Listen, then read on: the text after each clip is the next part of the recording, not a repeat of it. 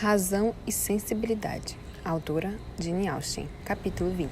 Quando no dia seguinte as senhoritas Dashwood entraram na sala de visitas da mansão, a senhora Palmer chegou por outra porta correndo, parecendo tão bem-humorada e alegre quanto antes. Tomou-as afetuosamente pela mão, expressando-lhes grande satisfação por tornar a vê-las. "Estou tão contente de que tenham vindo", disse, sentando-se entre Elinor e Marianne. "Com esse dia tão feio, fiquei receosa de que não viessem, o que seria lamentável, pois estamos de partida amanhã. Temos que ir, pois, como sabem, os Westons vão nos visitar na semana que vem. Nossa vinda para cá foi muito de improviso, e eu só tive conhecimento dela quando a carruagem parou à porta e o Sr. Palmer me pediu que o acompanhasse nesta viagem a Barton. Ele é tão engraçado, nunca me diz nada. Sinto não podermos ficar mais tempo, mas espero encontrá-las em Londres novamente." As moças viram-se obrigadas a desfazer aquela esperança. "Não irão a Londres?" exclamou a Sra. Palmer com uma risada. "Ficarei muito triste se não forem. Podemos arranjar uma casa ótima para vocês, ao lado da nossa, na Hanover Square. Precisam ir. Teria muita satisfação em servir-lhes de Cicerone quando meu estado permitir, caso a Sra. Dashwood não goste de sair." Agradeceram-lhe, mas foram obrigadas a resistir a todos os seus rogos. "Oh, meu bem", disse a Sra. Palmer ao marido, que não entrava na sala, "precisa ajudar-me a persuadir as senhoritas Dashwood a virem a Londres neste inverno." Seu bem não lhe deu a menor resposta, e depois de fazer uma rápida inclinação às senhoras, continuou a reclamar do tempo. "Que coisa horrível", dizia. "Este tempo faz tudo e todos aborrecidos. A chuva torna tudo monótono, tanto em casa como fora dela. Faz-nos detestar todos os nossos conhecidos. Não sei por que razão Sir John insiste em não ter um bilhar em casa. Poucas são as pessoas que sabem o que é conforto. Sir John é tão aborrecido quanto o tempo." Logo entrou o resto do grupo.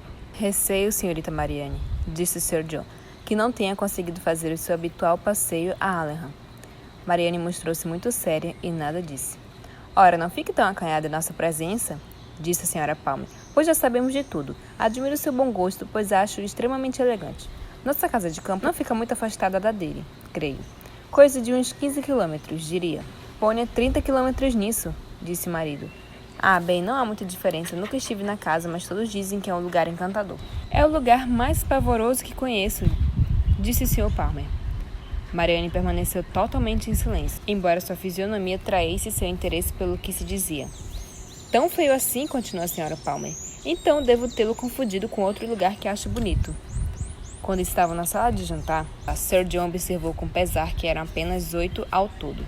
"Minha cara", disse ele a Lady Middleton, "é muito desagradável sermos tão poucos. Por que não convidou também os Gilberts?" "Não lhe disse, Sir John, quando falamos sobre isso antes, que não podia ser? Eles juntaram conosco por último. Eu e Sir John não nos atemos muito a esse protocolo." "Neste caso é muito mal educada", disse o Sr. Palmer. "Meu bem, você gosta de contradizer as pessoas", disse a mulher com seu riso habitual. "Sabe que está sendo rude? Não creio que contradiga alguém ao chamar sua mãe de mal educada."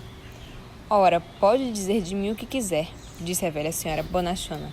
"Você me livrou da Charlotte e agora não pode devolvê-la, de modo que levo vantagem sobre você." Charlotte riu com vontade ao pensar que o marido não podia se ver livre dela, e disse exultante que, já que tinham de viver juntos, não lhe importava que ele lhe fosse pesado. Era impossível encontrar alguém mais bem disposto ou mais determinado e feliz do que a Sra. Palmer.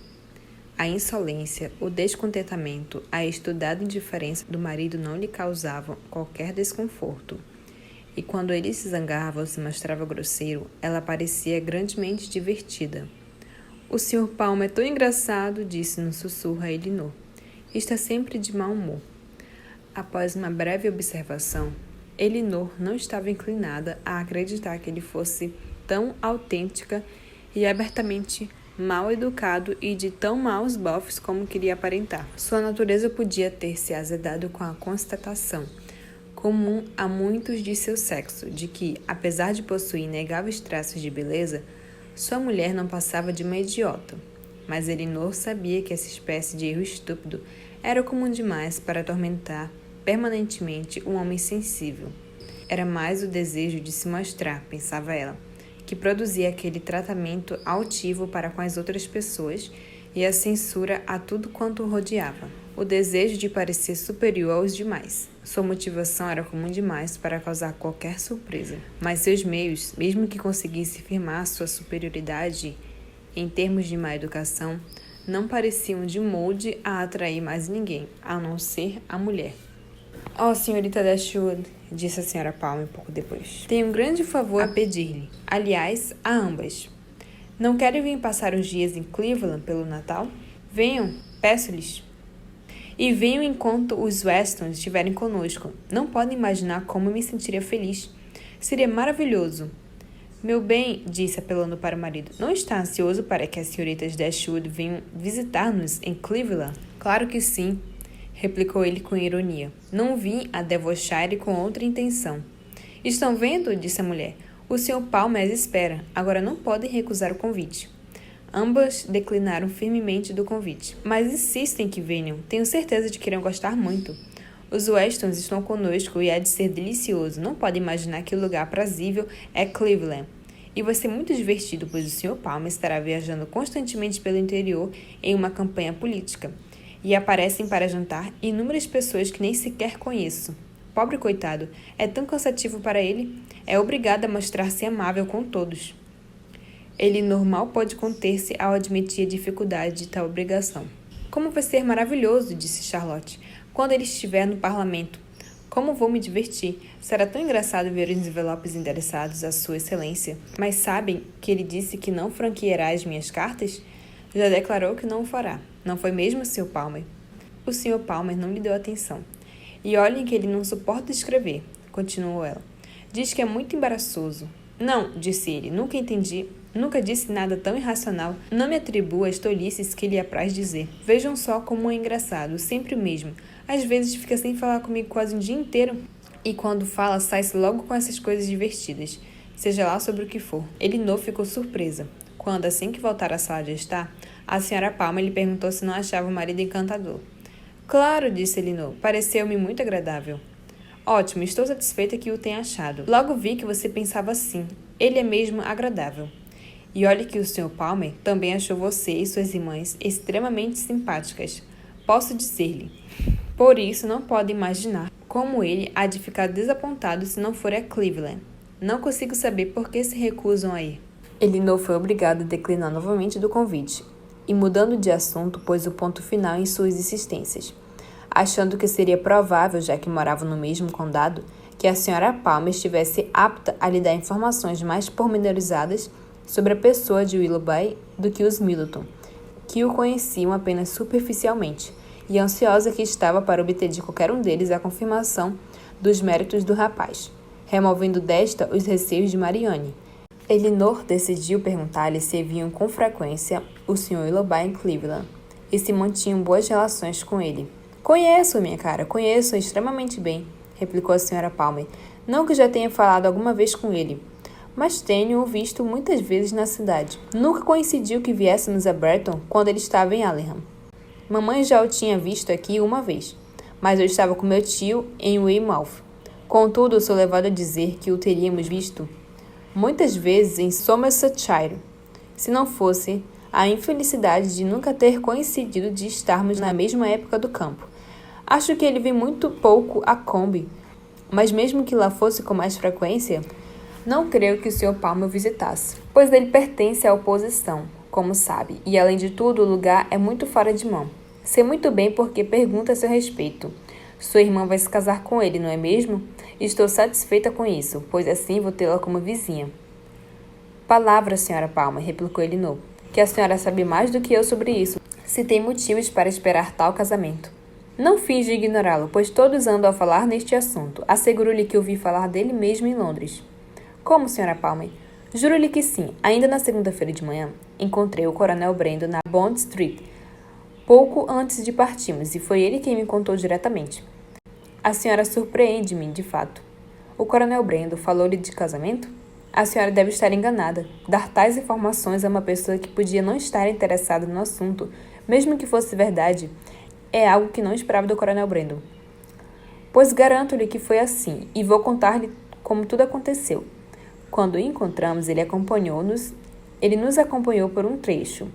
E aí começamos a falar de minha irmã e meu cunhado, de uma coisa e de outra, até que eu lhe disse: Então, coronel, é verdade que é uma nova família morando no Barton Cottage? Mamãe mandou dizer que as moças são muito bonitas e que uma delas vai se casar com o Sr. Willoughby de Combe Magna. É verdade? O senhor está apto a dizê-lo, já que esteve em Devonshire ultimamente? E que disse o coronel? Ah, não disse grande coisa, mas demonstrou saber ser verdade. E a partir dali dei a coisa como certa. Acho maravilhoso. Quando será o casamento? O coronel estava bem de saúde, espero. Ah, ultimamente. E elogiou-a muito. Não se cansou de dizer coisas agradáveis a seu respeito. Sinto-me lisonjeada com suas atenções. Ele parece-me um homem excelente e o acho muito simpático. Eu também. É um homem encantador. Pena que seja tão sisudo e cansativo. Mamãe disse que ele também estava apaixonado pela sua irmã. Afirmo-lhe que seria uma grande honra para ela, pois ele nunca se apaixonou por ninguém. O Sr. Willoughby é muito conhecido lá pelos lados de Somersetshire? Perguntou Elinor. Sim, muitíssimo conhecido. Ou seja, não creio que muita gente o conheça, porque Combe Magna fica muito afastada. Mas estou certa de que todos o acham extremamente agradável. Ninguém é mais apreciado do que o Sr. Willoughby aonde quer que vá. Pode dizê-lo à sua irmã. Ela é uma moça de muita sorte por tê-lo fisgado, garanto-lhe. Não é que eu não acho que ele também teve muita sorte em fisgá-la, pois ela é tão elegante e tão agradável que teria dificuldade de encontrar alguém à sua altura. No entanto, não a considero mais bonita que você, pois acho as duas igualmente bonitas, assim como seu Palmer também acha, embora ontem à noite não tivéssemos conseguido fazer com que ele o admitisse. A informação da Sra. Palmer a respeito de Willoughby não era muito consistente, mas qualquer testemunho em seu favor, conquanto pequeno, fazia-se satisfatório para Elinor. Estou feliz por finalmente nos termos conhecido, continuou Charlotte. E agora espero que sejamos amigas para sempre. Não pode imaginar quanto eu estava ansiosa por conhecê-las. Que bom que vocês estão morando no chalé. Não poderia ser melhor, com certeza. E estou tão satisfeita em saber que sua irmã vai fazer um bom casamento. Espero que vocês passem muito tempo em Combe Magna. É um lugar maravilhoso sob todos os aspectos. A senhora já conhece o Coronel Brand há muito tempo, não? Sim, há bastante tempo, desde que minha irmã se casou. Ele sempre foi muito amigo de Sir John. Creio, acrescentou em voz baixa, que ele teria ficado muito contente se tivesse podido casar-se comigo. Sir John e Lady Middleton faziam muito gosto disso. Mas mamãe achou que o casamento não era suficientemente bom para mim. Do contrário, Sir John tê-lo-ia insinuado ao Coronel Brendo e nos teríamos casado imediatamente. O Coronel Brendo sabia da proposta de Sir John à sua mãe antes de ela ser feita? Nunca lhe confessou diretamente a sua afeição? Oh não, mas se mamãe não obstasse a isso, estou certa de que ele havia de querê-la acima de tudo. Não me tinha visto mais de que 2 vezes, pois isso aconteceu quando saí da escola. Contudo, estou mais feliz assim. O Sr. Palmer é exatamente o tipo de homem que eu aprecio. Capítulo 21. Os Palmer regressaram no dia seguinte a Cleveland e as duas famílias de Burton voltaram a se entreter mutuamente. Mas isso não durou muito. A lembrança dos últimos visitantes, mal saída da cabeça de Elinor, ainda ficava imaginando como era possível que a Sra. Palmer se considerasse uma pessoa feliz sem ter motivos para isso. Como o Sr. Palmer podia agir de maneira primitiva se era uma pessoa de tão grandes predicados? Enfim, em como era estranha aquela incompatibilidade tão frequente entre o casal. E já Sir John e a Sra. Janice, graças ao seu ativo zelo pela causa da sociedade, arranjavam novos conhecimentos para sua bisbilhotice. Numa de suas excursões matinais a Exeter, haviam-se encontrado com 2 jovens que a Sra. Janice teve a satisfação de constatar-lhes serem aparentadas. Fato este que bastou para que Sir John as convidasse à mansão, tão logo tivessem satisfeito o compromisso que as levava a Exeter. Tais compromissos foram imediatamente relegados a segundo plano diante da gentileza do convite, e não foi pequeno o alarme de Lady Middleton quando, retornando Sir John, soube por ele que em breve receberia a visita de 2 jovens a quem jamais vira em sua vida, e de cujo bom tom, para não falar da possível condição social, ela nada sabia, já que as asseverações do marido e da mãe a esse respeito não tinham para ela o menor significado. O fato de serem pessoas de suas relações só piorava o caso, e as tentativas da Sra. Janice de melhorar o quadro revelaram-se desastrosas quando ela advertiu a filha que não desse muita importância à elegância afetada das moças, pois que eram todas primas e deviam dar-se bem umas com as outras. Sendo-lhe impossível àquela altura impedir que as visitas viessem, Lady Middleton resignou-se, com toda a filosofia de uma dama bem educada, contentando-se apenas em passar no marido uma polida reprimenda, reiterada cerca de 4 ou 5 vezes ao dia. As moças chegaram, sua aparência era elegante e graciosa, os vestidos muito bonitos, as maneiras bastante finas. Estavam encantadas com a casa e enlevadas com a mobília, e graças ao fato de gostar imensamente de crianças, A opinião de Lady Middleton já pendia a favor delas. Lady Middleton achou-as realmente muito gentis, o que no seu conceito equivalia a uma entusiástica admiração. A confiança de Sir John em seu próprio julgamento aumentou em função desse vivo louvor, e ele partiu imediatamente para o chalé, a fim de comunicar às senhoritas Dashwood a chegada das irmãs Steele, assegurando-lhes que se tratava das mais adoráveis moças do mundo. De uma recomendação dessa natureza é certo que não havia muito o que depreender. Elinor sabia muito bem que as mais adoráveis moças do mundo podiam ser encontradas em qualquer canto da Inglaterra, sob a maior variedade possível de faces, personalidades e conhecimentos. Sir John queria que a família inteira se deslocasse imediatamente para a mansão, a fim de conhecer as visitas. Que homem benevolente e filantropo! Até uma prêmio em 3º grau era-lhe difícil conservar só para si. Venham agora mesmo, dizia ele. Por favor, venham, vocês precisam vir, garanto-lhes que precisam. Não sabem o quanto vou gostar delas. Lucy é espantosamente bonita e tão engraçada e alegre. As crianças lá em casa já estão todas em volta dela, como se a conhecessem de muito. E ambas estão ansiosas por conhecê-las, pois ouviram falar em Exeter que vocês eram as mais belas criaturas do mundo. E eu confirmei que eram tudo isso e muito mais. Vão ficar encantadas com elas. Tenho certeza. Trouxeram a carruagem cheia de brinquedos para as crianças. Seriam desfeitas se não viessem. Afinal de contas, de certo modo, são também suas primas. Vocês são minhas primas e elas são primas de minha mulher, logo devem ser parentas.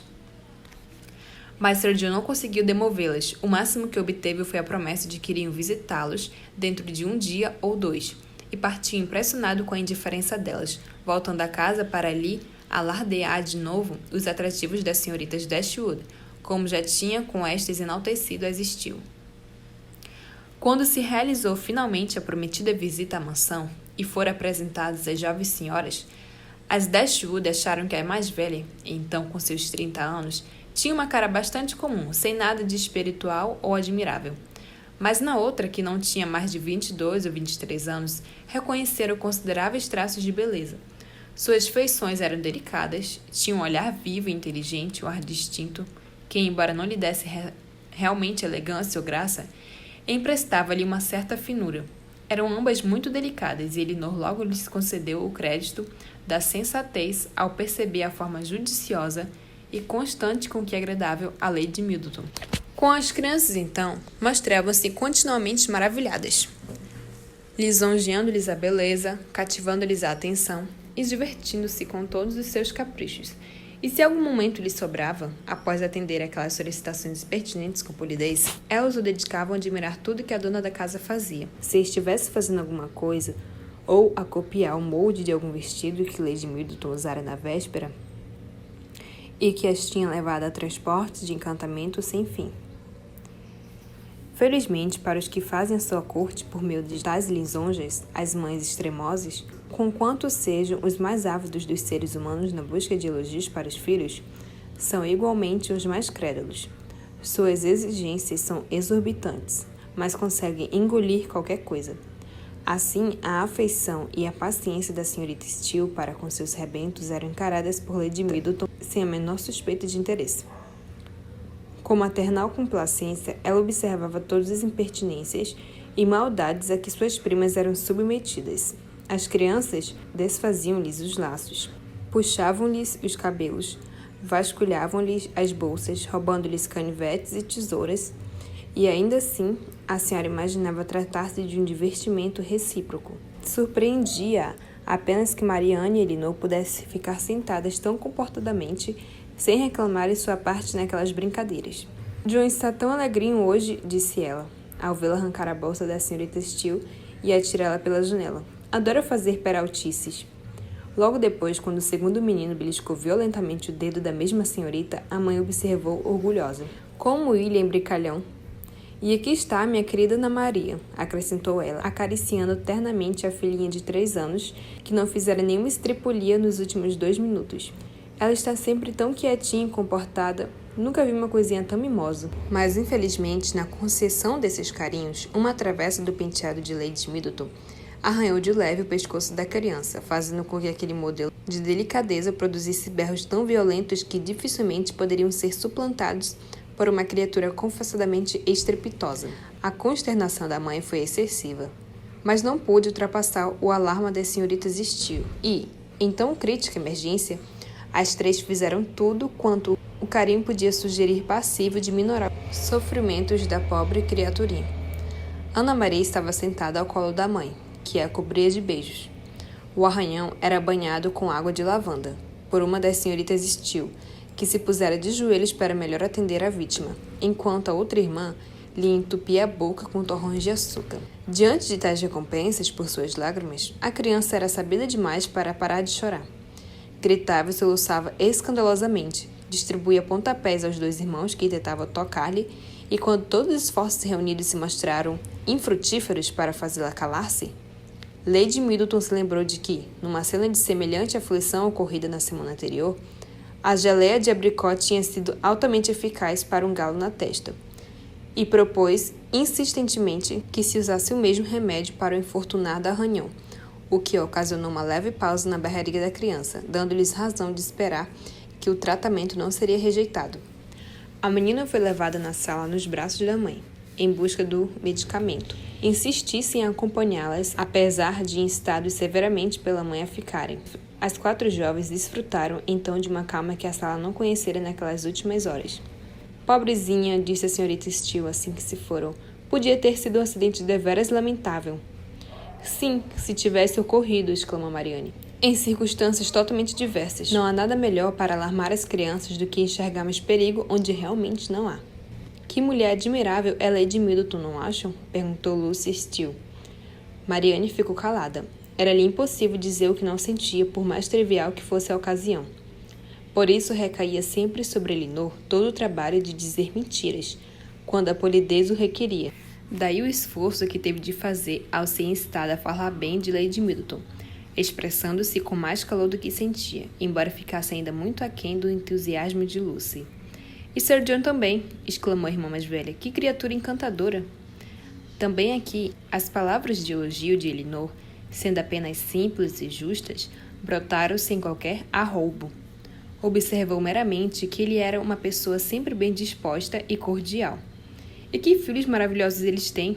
Nunca vi crianças tão lindas em minha vida. Estou simplesmente alucinado por elas.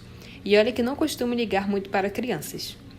Seria capaz de jurar que sim, disse Elinor com um sorriso, pelo que tenho presenciado esta manhã.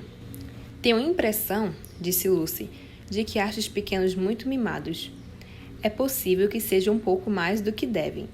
Mas isso é tão natural em Lady Middleton. Quanto a mim, adoro ver crianças cheias de vida e energia. Não consigo suportá-las muito comportadas e mudas. Confesso, replicou Elinor, que quando estou aqui na mansão, nunca penso em crianças comportadas e caladinhas sem um certo pesar. Uma curta pausa seguiu-se a essa declaração, inicialmente rompida pela senhorita Steele, que parecia muito disposta a manter a conversa e que disse de repente: Então, senhorita Dashwood, está gostando de Devonshire? Suponho que tenha ficado muito triste em ter saído de Sussex. Um tanto surpresa com a familiaridade dessa pergunta, ou pelo menos pela maneira como ela foi feita, Elinor replicou que sim. Nola era um lugar prodigiosamente belo, não era? Acrescentou a senhorita Steele. Sir John não se cansa de gabá-lo, disse Lucy, que parecia buscar alguma desculpa pela liberdade tomada pela irmã. Acho que todos que conheceram aquele lugar, replicou Elinor, devem admirá-lo, apesar de ser tão natural que alguém o admire tanto quanto nós. E há muitos rapazes interessantes por lá? Acho que não são muito numerosos por aqui, embora para mim nunca sejam demais. Mas por que haveria de pensar, disse Lucy, mostrando-se envergonhada pela irmã, que em Devonshire não há tantos rapazes quanto em Sussex? Não é isso, minha cara. Não é isso que pretendo dizer. Estou certa de que há grande número de jovens galantes em Exeter, mas você sabe, eu não poderia dizer quantos há em Nolan. Estava apenas receosa de que a senhorita Dashwood viesse achar Burton triste, se aqui não houvesse tantos como lá.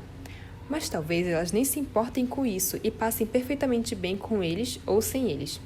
Quanto a mim, acho-os muito agradáveis, desde que se vistam elegantemente e se portem bem. O que não suporto é vê-los mal vestidos e desleixados.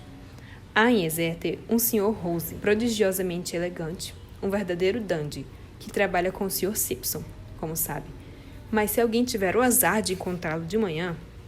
é incapaz de supor que ele o seja. Suponho que seu irmão, pelo menos antes de casar, fosse também muito galanteador, além de muito rico, não é, senhorita Dashwood? Garanto-lhe, replicou Elinor, que não posso responder a isso, pois não compreendo inteiramente o significado da palavra. Mas posso asseverar-lhe que, se ele era galanteador antes de casar-se, continua sendo, já que não houve nele a menor alteração. Oh, minha querida, os homens casados não podem ser considerados galanteadores, já que têm outras coisas a fazer. Meu Deus, Anne, exclamou a irmã. Será que você não sabe falar de outra coisa senão de rapazes? Vai fazer com que a senhorita Dashwood julgue que você não pensa em outra coisa. E para mudar o rumo da conversa, começou louvando a casa e o mobiliário dos Middleton. Essa mostra das senhoritas Steele foi o suficiente. A leviandade e as maneiras vulgares da mais velha em nada a recomendavam. E como Elinor não estava tão ofuscada pela beleza ou pela aparência astuciosa da mais nova, a ponto de ignorar sua falta de verdadeira elegância ou de pendores artísticos, deixou a casa sem o menor desejo de conhecê-las melhor. O mesmo não aconteceu com as Steele. Voltaram desertas cheias de encanto pelo comportamento de Sir John Middleton, sua família e todas as pessoas de suas relações, sendo que uma proporção bastante razoável dessa admiração estava agora reservada às primas, que declaravam ser as moças mais elegantes, bonitas, cultas e agradáveis que jamais conheceram, e com as quais estavam ansiosas por fazer amizade. Conheceram-se melhor, como Elinor em breve descobriu, que era a sua sina inevitável, pois, já que Sir John estava inteiramente do lado das senhoritas Steele, sua opinião era forte demais para sofrer oposição, e elas foram obrigadas a se submeter àquela espécie de intimidade que consistia em estarem sentadas juntas por 1 ou 2 horas na mesma sala quase todos os dias. Nada mais havia que Sir John pudesse fazer, só que ele ignorava ser necessário fazer qualquer outra coisa. Estarem juntas era, na sua opinião, tornarem-se íntimas, e já que seus frequentes estratagemas para proporcionar-lhes encontros resultavam positivos, ele não tinha dúvida de que se tornavam verdadeiras amigas. Para fazer-lhe justiça, o cavalheiro fez tudo o que estava a seu alcance para torná-las menos reservadas umas com as outras, pondo as senhoritas Steele ao corrente de tudo quanto sabia ou supunha saber a respeito da situação de suas primas, até nos mais delicados pormenores. E já na segunda ou terceira visita, a mais velha veio compartilhar da alegria que Elinor certamente devia sentir com o fato de a irmã ter conseguido conquistar um cavalheiro tão galante, tão pouco tempo depois de haver chegado a Burton. Será ótimo que ela se case jovem, disse ela, e soube que se trata de um cavalheiro sumamente elegante. Espero que você em breve tenha tanta sorte quanto ela. Quem sabe até já tenha algum pretendente? Elinor não podia esperar que Sir John fosse mais discreto em proclamar suas suspeitas quanto à sua afeição por Edward do que o foi com respeito a Marianne. De fato, das duas aquela era sua brincadeira favorita, porquanto algo mais recente e conjectural. Desde a visita de Edward não havia um jantar em que Sir John não brindasse a sua paixão, de maneira tão significativa e com tantos acentos e piscadelas a ponto de chamar a atenção geral. A letra F era frequentemente trazida à baila, e como tivesse ensejado um número incontável de piadas, ficara estabelecido entre ele e Elinor que esta letra era sem dúvida a mais divertida do alfabeto.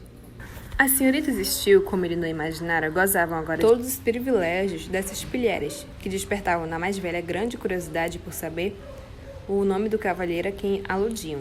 Curiosidade que, embora expressa de maneira impertinente, casava-se muito bem com a sua bisbilhotice geral sobre os assuntos da família. Sir John não resistiu por muito tempo à tentação de brincar com a curiosidade que ele próprio havia despertado, porque afinal tinha tanto prazer em revelar o nome quanto a senhorita Steele em ser informada dele. O nome dele é Ferrers, disse num sussurro bastante audível.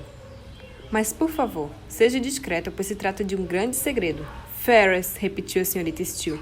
Então o nome do felizardo é Ferrers, não é mesmo? Como o irmão de sua cunhada, senhorita Dashwood. Um jovem extremamente agradável. Olha que eu o conheço muito bem. Como pode dizer uma coisa destas, Anne? Exclamou Lucy, que de hábito fazia ressalvas a todas as asserções da irmã. Embora o tenhamos visto uma vez ou outra em casa de nosso tio, parece um tanto exagerado dizer que o conhecemos muito bem. Ele não ouviu tudo isso com atenção e surpresa. E quem era esse tio? Onde mora? Como haviam-se conhecido? Embora não pretendesse interferir diretamente na conversa, queria muito que o assunto rendesse. Porém, nada mais foi dito.